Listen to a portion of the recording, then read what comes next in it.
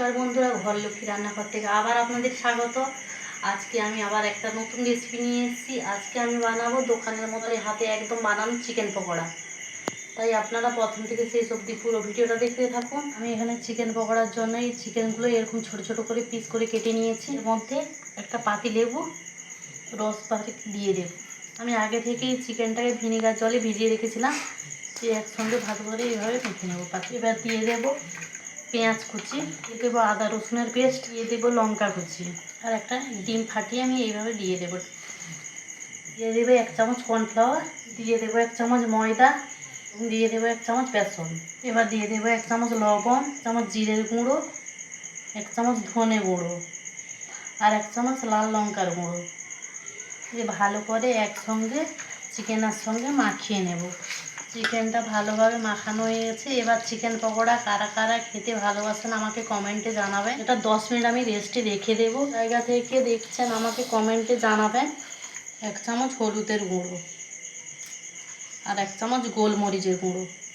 আমি দোকানে খাই, কিন্তু ঘরে বানিয়ে খাওয়ার মজাটাই আলাদা, আর দোকানের থেকে ভালো টেস্টি হয় এই পকোড়াটা। উনুন আমি ধরিয়ে দিয়েছি, এবার কড়া বসিয়ে দেবো। সাদা তেল দিয়ে দিয়েছি, তেল আমার গরম হয়ে গেছে। এবার পকোড়াগুলো তেলের মধ্যে দিয়ে দেবো।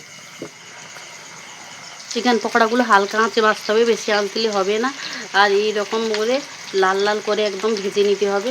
চিকেন পকোড়া কার কার পছন্দ আমাকে কমেন্টে জানাবেন।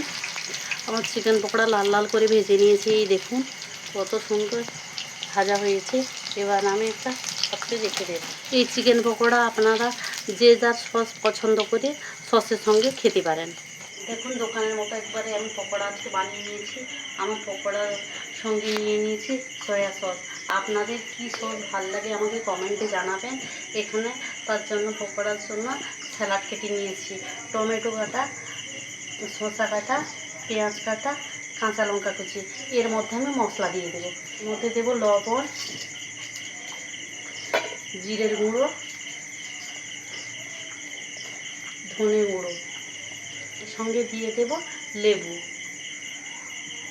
এইভাবে একবার বাড়িতে স্যালাড বানিয়ে খাবেন, দিয়ে আমাকে কমেন্টে জানাবেন।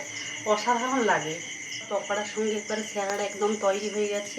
আশা করি সবারই ভালো লেগেছে। এবার যারা যারা এখনও সাবস্ক্রাইব করেন ঝটপট একটা সাবস্ক্রাইব করে আবার পরের ভিডিও এরকম আর নতুন নতুন ভিডিও নিয়ে আমি চলে আসবো।